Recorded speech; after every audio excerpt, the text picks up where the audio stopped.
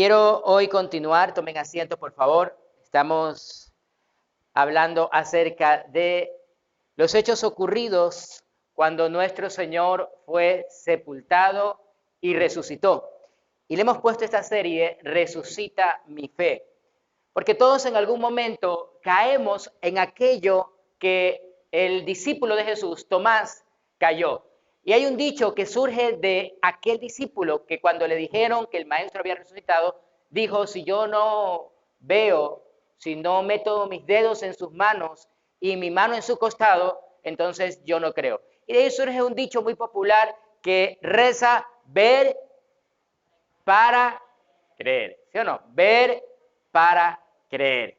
Y yo quiero invitarte a que hoy descubramos que a pesar de que muchas veces nos han enseñado o hemos escuchado esto desde pequeños, la Biblia nos habla acerca de que eso no es lo que dice Dios acerca de la fe. Y quiero contarte una historia, ojalá que todos los servidores estén aquí porque esto es súper importante.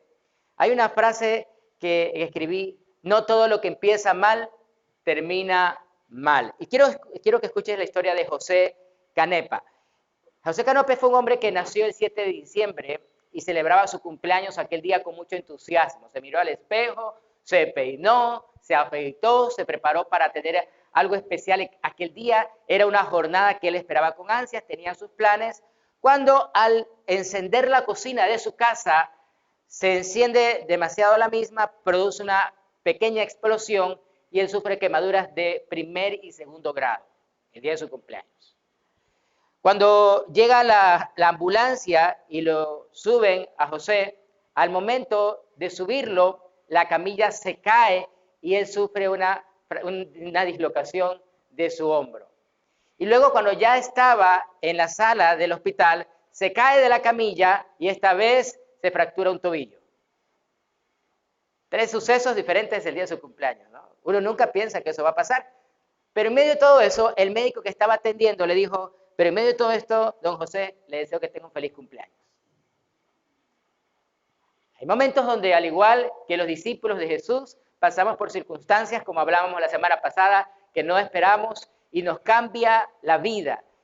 Pasamos por situaciones que uno nunca pensó atravesar, nunca pensaste estar en la sala de un hospital esperando una noticia determinante, nunca pensaste estar en un trámite judicial que no pensabas llegar, nunca pensaste estar en una separación matrimonial, nunca pensaste que tu pareja se iba a ir, nunca pensaste que tu hijo se iba a abandonar o que iba a tomar malas decisiones. Nunca uno se prepara para cosas tan inesperadas. Pero aquí es donde toma un poco de forma este dicho que no todo lo que empieza mal termina mal.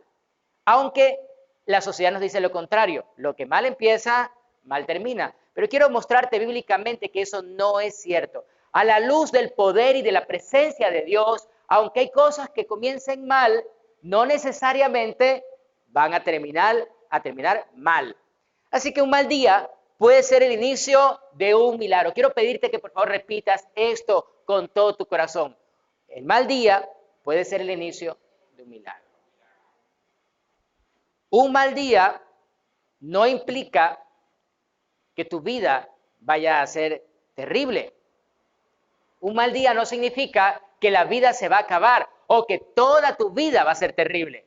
Hay días malos, hay días grises, hay días donde uno dice, me levanté con el pie izquierdo. Y yo pregunto, ¿quién no se levanta con un pie izquierdo? A veces estamos del lado equivocado de la cama o a veces, como pasa con los zurdos, se levantan ellos normalmente del lado derecho. Creo que en la vida todos tenemos que aprender que un milagro es antecedido siempre por tiempos difíciles. Y quiero invitarte a que veamos lo que dice Juan capítulo 21. Después de todo lo que habían visto los discípulos, el maestro había muerto, el maestro ya no estaba, pero luego se les presenta. Pero cuando Jesús resucita, al principio se presentó eventualmente a sus discípulos. Durante 3 años él convivió 24 horas con sus discípulos, pero cuando él muere y resucita, él ya no estaba el 100% del tiempo con ellos. Solo se les apareció en determinados momentos. Por eso tal vez en algún instante ellos pensaban que se trataba de un fantasma.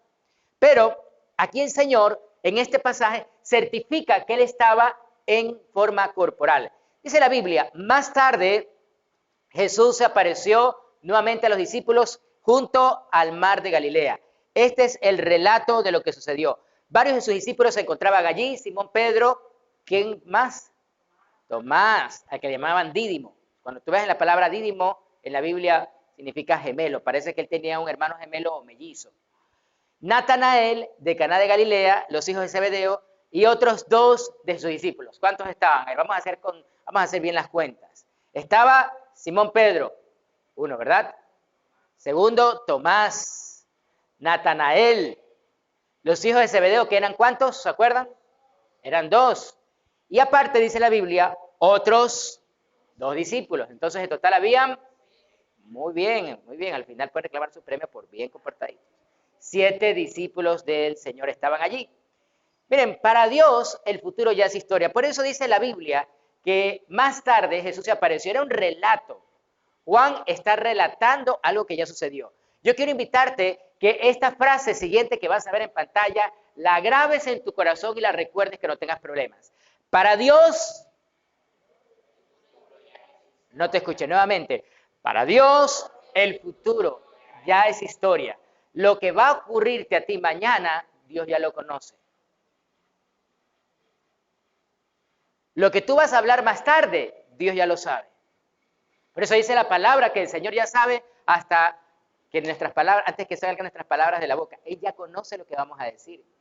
Él ya sabe lo que va a pasar en nuestras vidas.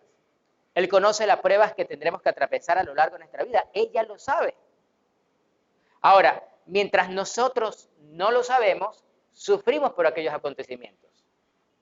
Yo recuerdo que una vez un amigo se fue de viaje justo en el partido de Ecuador con Italia. ¿Se acuerdan ese partido memorable donde Ecuador tenía que jugar en el campeonato mundial con Italia? ¿Se acuerdan? Y justo a mi amigo le tocó viajar. Entonces él pidió un favor. Graben el partido, pero no me digan el resultado. Y un amigo le grabó el partido. Así que él estaba viendo el partido, luego de que ya había terminado, hacía mucho rato, él estaba viendo el partido y no conocía el resultado. Y él gritaba con cada jugada y pensaba que podía ganar Ecuador. Pero ya el partido había sido jugado, ya se conocía el resultado, solo él no lo sabía, porque él todavía, su mente estaba conectada al pasado. Él no estaba viviendo el presente. Cerró sus ojos al presente porque no quería conocer el partido y decía, yo quiero disfrutarlo. Nosotros vivimos algo así. Tú y yo estamos viviendo una temporada de nuestra vida que para Dios ya es una temporada pasada, porque Él está más allá del tiempo, más allá del presente, más allá del futuro, más allá del pasado. Dios ya sabe lo que estás viviendo, Dios ya conoce lo que estás atravesando, pero Dios también ya sabe que vas a lograr superarlo en el nombre de Jesús. Dios ya conoce que vas a lograr superarlo. Dios conoce que en medio de esa prueba tú vas a ser más fuerte. Él ya sabe que esa prueba es necesaria para que tú desarrolles una fe mucho más grande que la que ya tienes. Por eso es importante recordar esto, o entenderlo, o aprenderlo. Para Dios el futuro ya es historia. Esa prueba temporal, Dios ya sabe que la pasaste. Dios ya conoce.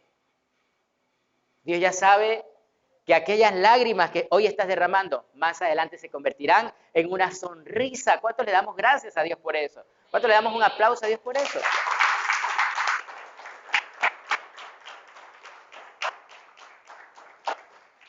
Ahora, los discípulos estaban pasando por su momento de frustración, el maestro ya no estaba, no sabían qué hacer, todavía no entendían cómo volver a estructurarse como grupo. No existía la iglesia como tal. Entonces ellos comenzaron a ver qué hacían.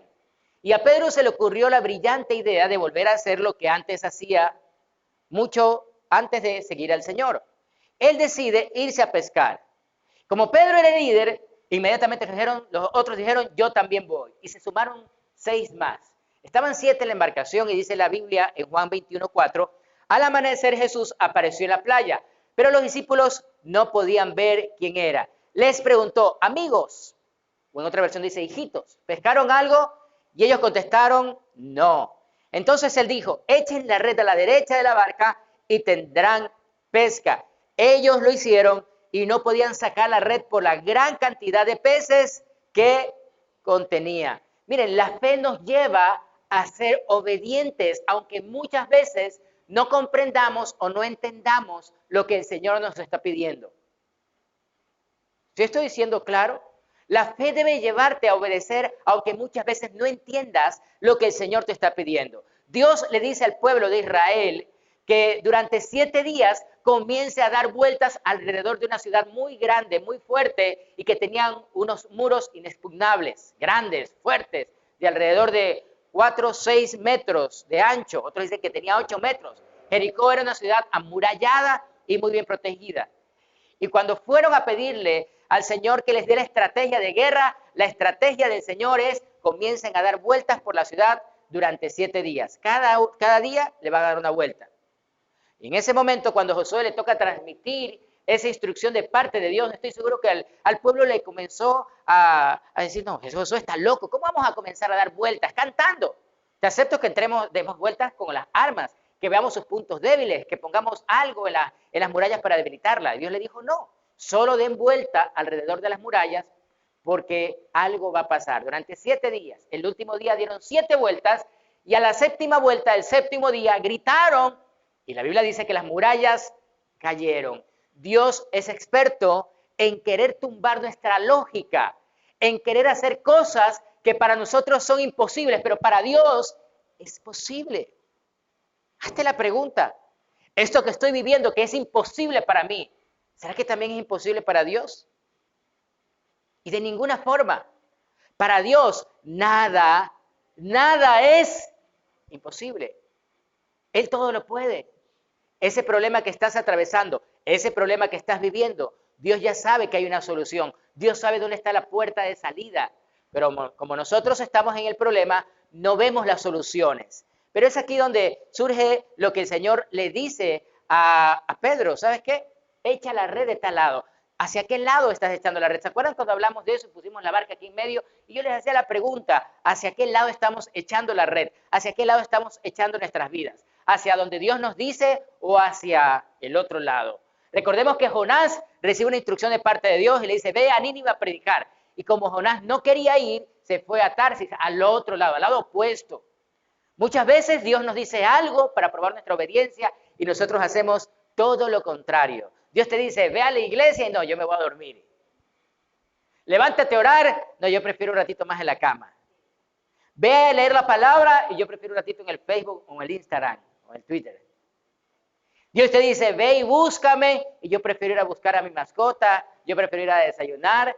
Nosotros muchas veces echamos la red por el lado equivocado, no por donde Dios nos dice. Hay algo muy interesante que dice Hebreos capítulo 11, y miren lo que sucede. Dice la Biblia: fue por la fe que Moisés salió de la tierra de Egipto sin temer el enojo del rey. Siguió firme en su camino porque tenía los ojos puestos en...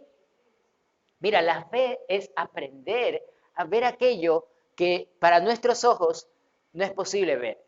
Es ver aún lo que no llega con la certeza de que vendrá. La certeza es la seguridad de que tú sabes que si Dios prometió esa tierra para ti, esa tierra la vas a tener en el nombre de Jesucristo. De que si Dios te prometió paz en tu hogar, esa paz vendrá. Eso que tú estás anhelando va a venir, porque yo tengo fe de que Dios va a cumplir su palabra. Pero es necesario que te hagas la pregunta: ¿es Dios el que me ha prometido o soy yo el que me estoy aferrando a algo? Uno tiene que aprender a tener discernimiento. El discernimiento es lo que te permite, es la capacidad que te permite identificar cuando algo viene de parte de Dios o no viene de parte de Dios. Y el discernimiento comienza a aparecer o comienza a surgir, comienza a madurar cuando un cristiano, valga la redundancia, ha madurado en su parte espiritual. Porque uno va avanzando también en la madurez espiritual. Así como cuando nosotros somos niños. Los niños no siempre entienden mejor dicho, los niños pequeños no entienden sus emociones. Cuando tú le dices no a un niño, ¿qué haces? Si el niño chiquito comienza a hacer berrinche, ¡ah! Te hace berrinche. Porque no entiende sus emociones. Y una de las cosas que tenemos que hacer los adultos es enseñarles a entender sus emociones. A ver, pon el nombre a tu emoción. ¿Qué te pasa? Y dice: nada. A ver, entiende tus emociones. y comienzas a enseñarle a identificar sus emociones. Cuando él entiende sus emociones, él te dice, estoy enojado. Y tú le puedes preguntar, pero ¿por qué te enojas? Y va a haber un diálogo en donde vas a poder llegar a un acuerdo con él, ¿verdad? Ahora, en la parte espiritual, nosotros cuando recién conocemos de Cristo y no escudriñamos la palabra, no oramos lo suficiente, no estamos en la presencia de Dios lo suficiente, nuestra área espiritual es inmadura. Por eso nos cuesta percibir cosas que son espirituales. Y a veces no entendemos cuando algo viene de parte de Dios o cuando viene de parte del diablo o cuando viene de parte de nuestras emociones. Es muy importante en la madurez ir identificando, esto viene de parte de Dios, esto viene de parte del maligno o esto viene de parte de mí. Recordemos que cuando Pedro escucha a Jesús acerca de lo que iba a vivir en la crucifixión, ¿qué dijo Pedro? No, Señor, ¿cómo así te vas? No, Señor, no lo vamos a permitir. ¿Y qué le dijo Jesús? Apártate de mí, Satanás. Porque no estás poniendo la mirada en las cosas de Dios, sino en la de los hombres. Imagínate, si una persona madura recibe esa reprensión, pero una persona inmadura, ay, no, Jesús me dijo, yo no lo sigo más. No. Si se dieron cuenta que cuando el pastor estaba predicando, me miraba así y me hizo así, entonces era para mí la prédica. El inmaduro no discierne cuando le está hablando Dios. El inmaduro no presta atención a la palabra de Dios porque se deja llevar por su estado emocional. Pero una persona madura y que madura en su fe, aprende a tener certeza de lo que Dios le está diciendo. Y si sabe que Dios promete, Dios va a cumplir porque fiel es nuestro Señor para cumplir sus promesas y cumplir su palabra. Amén. Él es fiel.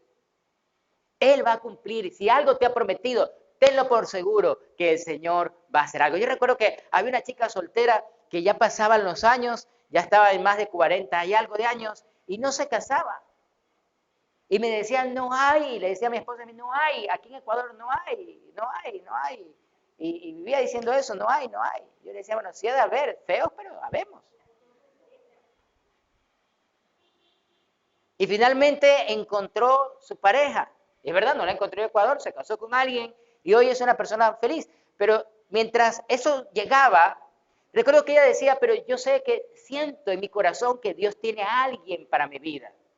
Y cuando tú tienes la certeza de que Dios te ha prometido algo, de que Dios pone paz en esa área, tenlo por seguro que eso va a llegar, eso se va a dar. Por eso es que la fe es ver aquello que no ha llegado, pero tener la certeza de que va a llegar. Si Dios te lo ha prometido, ten fe, familia, que Él va a dártelo tarde o temprano. Abraham sale sin saber a dónde iba. No había un mapa, no había GPS. Dios no le mandó la ubicación de la tierra prometida. Hubiese sido bueno, ¿no? Ahí te mando la ubicación, Abraham. Así que, ya, entonces ya sé, 2 grados a la derecha y sigo por acá. No, eso no pasó. Dios simplemente le dijo a Abraham, sal de allí y vete para allá. ¿A dónde, Señor? A donde yo te diga. Bueno, y caminó durante mucho tiempo. En medio de situaciones difíciles, en desiertos, en lugares terribles. Dios llevó a Abraham por situaciones tal vez difíciles y complicadas, pero sabes, es que cuando Dios te saca de un lugar, a veces permite los desiertos, porque son parte de la formación que necesitas para que tu fe madure, para que tu área emocional madure. Ahora, si tú eres un cristiano que no ha madurado a pesar de las pruebas, sí tenemos un inconveniente, sí tenemos un problema.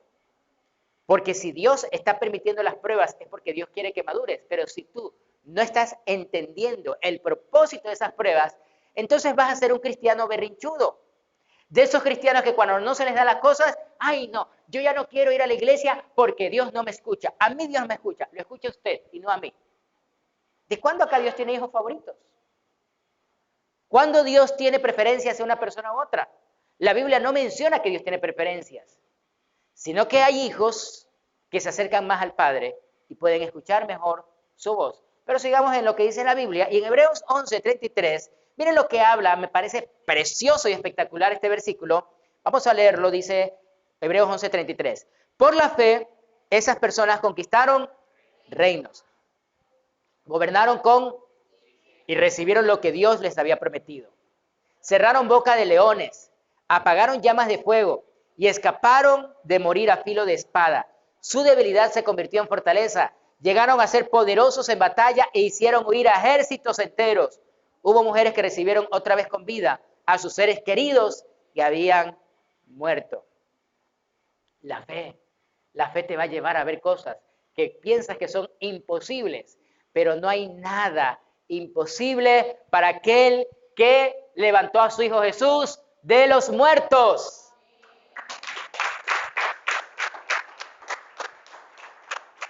Por eso, más allá de la tumba, nos espera una vida de milagros. Más allá de la muerte, nos espera la presencia del Señor. Y es por eso, querida familia de fe, que te quiero invitar a que comprendamos que cualquier desierto que estemos viviendo es para producir una madurez en nuestra fe. Es aprender a desarrollar nuestra dependencia de Dios. Es aprender a confiar plenamente en su palabra y avanzar, aunque la vida muchas veces nos resulte dura o difícil. Pero miremos qué viene más allá. Y yo quiero invitarte que fe es creer que lo imposible, repítelo por favor, fe es creer que lo imposible, recuerda que lo que es imposible para ti es posible para Dios. Juan 21:7 dice la Biblia, entonces el discípulo a quien Jesús amaba le dijo a Pedro, es el Señor. Simón enseguida se dio cuenta que era el Señor.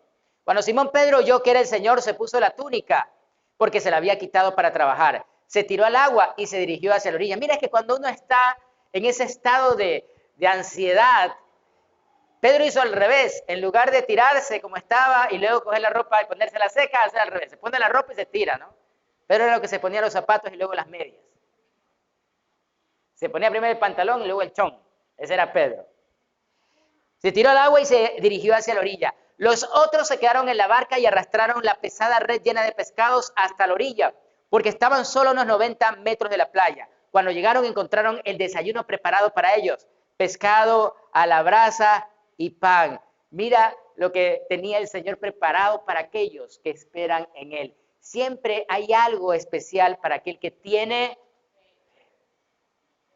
Siempre hay algo especial para aquel que tiene fe. Siempre hay algo, una recompensa para aquel que ha perseverado en medio de las pruebas, para aquel que no ha perdido la esperanza, para aquel que se mantiene firme pensando en aquello que Dios le ha prometido. Siempre vendrá algo especial.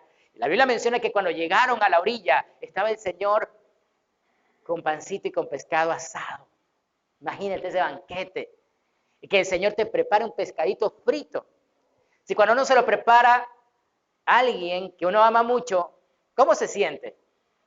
Espectacular. Yo recuerdo la primera comida que me hizo mi esposa, pollo con champiñones. Primera vez que ella me invitaba a comer,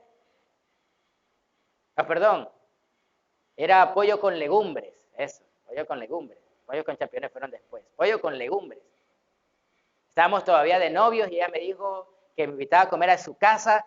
Yo fui a su casa y me preparó un pollo con legumbres. Después de tantos años haber esperado, durante esos años ni café ni agua me daba. Y ahora que estaba enamorada me dijo, ¿sabes qué? Te invito a comer. Ese plato me supo delicioso, me supo a gloria. Yo no me lo quería terminar. Me comí hasta la cuchara. Hasta el plato. Lo lamí. Yo dije, wow. Cuando tú recibes algo preparado con mucho cariño, con mucho amor, sabe doblemente delicioso. Mis hijos ya aprendieron a hacer desayunos. Ya saben hacer desayunos. Y el otro día mi hija me dio, ella sabe preparar unas pizzas deliciosas, unas especies de pizzas, y sabe riquísimo. Y el otro día mi hijo me hizo una promesa, me dijo, papá, te voy a preparar un desayuno. Y tú sabes que yo lo preparo muy rico, me dijo. Muy rico. Qué deliciosos saben los platos hechos con amor. Tienen algo especial. ¿Tú te imaginas cómo sabrán los alimentos que Dios nos prepare? ¿Cómo serán esos delicados manjares que dice la Biblia que nos espera el Señor en el cielo?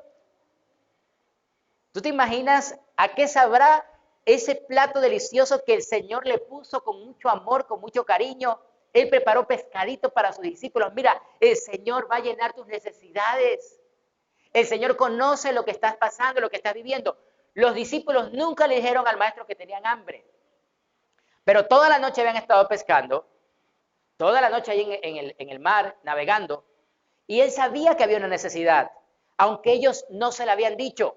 Dios conoce tus necesidades, aunque tú no se las digas. Dios sabe que te sientes solo, que te sientes sola, que te sientes desamparado. Dios conoce la realidad de tu vida. Dios conoce las lágrimas que derramas en tu cama o en el baño cuando nadie te ve. Dios lo conoce. Y tarde o temprano, Dios te va a dar aquello que necesitas, tarde o temprano, pero persevera en la fe. Persevera. Aferrado a la promesa del Señor, aferrado a aquello que Jesús te dice en su palabra. Pero habrán personas que tal vez no lo entiendan. Habrán personas que piensen que estás loco. Habrán personas que piensen que estás perdiendo el tiempo. Muchas en el camino te dirán, ¿sabes qué? No vayas, no sigas, abandona, deja. Muchos te dirán, estás loco. A mí me dijeron que yo estaba loco y obsesionado con Eugenia. Me dijeron, deja eso, ella no es para ti. Pero yo entendí que yo tengo que escuchar a Dios y no a los hombres. Me acuerdo cuando tuve la oportunidad de irme por primera vez a Israel, coincidí en el viaje con mi suegra. Y estando allá yo dije, ahora sí me gano a mi suegra, a mi futura suegra, ¿no? Entonces yo voy y echo el galán en una tienda muy bonita. Yo le pregunto, señora Livia, ¿qué le gustaría qué le podría yo regalar a Eugenia? Y doña Livia, con esos ojos tiernos, me mira y me dijo, muy maternalmente, me dijo, joven, mire, no se ilusione con mi hija. Ella no lo quiere. En ese momento el corazón...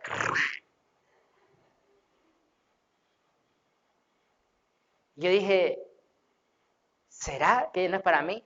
Entonces yo hice lo que en mi madurez emocional pensé que era, y bueno, fue algo bueno, me fui a unos lamentos y me fui a llorar. ¡Ah! Ahí entendí por qué se llama el muro de los lamentos, porque la gente va a llorar allá. Y yo fui a llorar ante el Señor y dije, ¡ay, no me quiere! Ya Dios consuela, ya Dios derrama paz. Sí, es bonito llorar delante de Dios, aunque muchas veces sea algo que nos cueste aceptarlo, pero es necesario. Así que yo lo hice. Y mira lo que dice Juan 21:10. Más adelante dice, traigan algunos de los pescados que acaban de sacar. Dijo Jesús. Así que Simón Pedro subió a la barca y arrastró la red hasta la orilla. Habían 153 pescados grandes y aún así la red no se había roto. Préstale mucha atención a este número, 153. Ahora acérquense y desayunen, dijo Jesús. Y ninguno de los discípulos se atrevió a preguntarle quién eres, porque todos sabían que era el Señor. Entonces Jesús les sirvió el pan y el pescado. El pan, que significa el pan de vida. ¿Se acuerdan que Él partió el pan en la última cena y dijo, así es mi cuerpo que será partido por vosotros? ¿Y se acuerdan qué fue lo que le dijo el Señor Jesús a Pedro cuando lo llamó? Sígueme y te haré pescador. Estos elementos son representativos del llamado del Señor. El pan que representa su cuerpo. Él nos ha dado su presencia, Él nos ha dado su bendición, Él está con nosotros. Y el pescado representa a los hombres que tenemos que ganar para Jesús. Representa el llamado, el servicio que Dios nos ha hecho. Representa que Él nos ha llamado a poder traer los peces a su presencia. Por eso Él dice, traigan los peces que trajeron. Los peces representamos nosotros los hombres. Por eso le dijo a Pedro, te haré pescador de hombres. Todo lo que nosotros tenemos en nuestra barca, la barca representa nuestro entorno, nuestra familia, nuestro trabajo. Todo lo que tenemos y todos los que están en nuestra barca debemos de traerlo a los pies de Jesús. Debemos de traerlos a los pies del Señor, porque si no los traemos, se van a morir sin Cristo. Y esa es la peor tragedia que puede ocurrir en la vida de una persona. Que una persona muera sin Cristo es la peor tragedia. Porque significa que cuando esa persona se despierte de estar dormido, despertará en el infierno. Cuando esa persona cierre sus ojos, despertará en el infierno. Y es la peor tragedia porque no hay forma de salir de allí. No hay manera. Recordemos el rico y Lázaro, dice la Biblia, que dos hombres mueren. El mendigo Lázaro va a la presencia de Dios y el rico se va al infierno. Y allí en el infierno, por más que le dice, Señor Maestro, Padre Abraham, permite que Lázaro vaya y le predique a mis hermanos para que ellos no vengan a este lugar de tormento. Y le dijo, no, para eso tienen a los profetas, para eso tienen las escrituras. No hay peor tragedia que una persona muera sin Cristo. ¿A dónde van a ir los peces de tu vida? ¿A dónde van a ir tus amigos, tus hermanos, tus hijos, tu familia? ¿A dónde van a ir? Así que te invito que pensemos esos peces a dónde van. Ahora, ¿cuántos peces habían? Si me ayudas con la música, Josué. ¿Cuántos peces habían? No. Nadie estaba atento.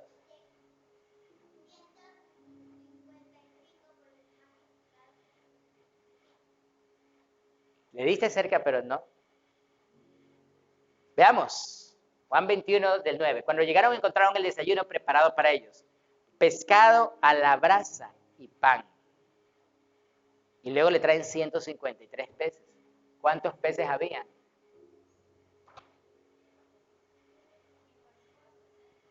153 trajeron en las redes, pero había uno que estaba preparado para ellos. 154 peces. Hay que leer con detalle. Porque en esos detalles hay cosas interesantes. Si tú divides 154 para 7 discípulos, da 22. Es interesante revisar que Dios tenía algo especial para los discípulos. Habían 22 peces para cada uno. Suficiente, más que suficiente. Cuando uno se entrega a Jesús y obedece a Jesús, aún te dará sobreabundantemente lo que necesitas. Y no solo me refiero a la parte económica, porque cuando hablamos de sobreabundancia, mucha gente piensa en la parte económica. No. Hay cosas más importantes que el dinero. Hay cosas más importantes como la familia, los amigos, la gente, la salud. Son cosas muy importantes, cosas que el dinero no puede comprar. Para todo lo demás, ya saben que existe Mastercard. Mira, cuando uno comprende aquello que el Señor hizo en esta ocasión, uno se da cuenta que detrás de los peces había un gran mensaje del Señor para todos nosotros los discípulos. Un mensaje de fe, de que no es necesario ver para creer, es necesario creer para ver. La fe honra a Dios y Dios honra al que tiene fe. ¿Recuerda eso? La fe honra a Dios y Dios honra. ¿Hay alguien aquí que tenga fe?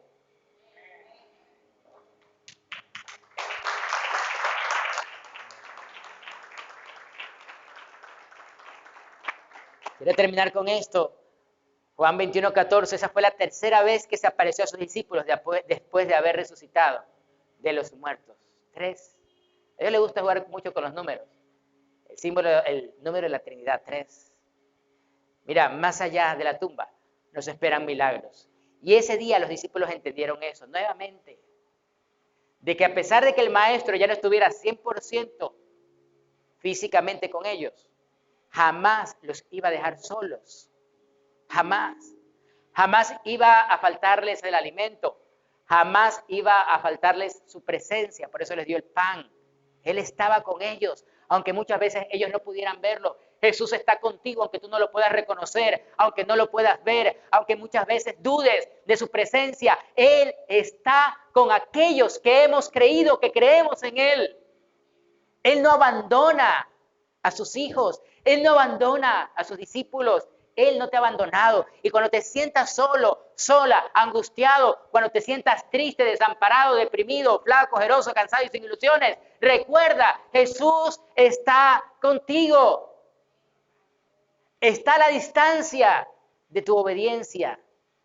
Está a la distancia de tu decisión de echar la red por el lado correcto. Está a la distancia de que tú le digas, Señor, heme aquí.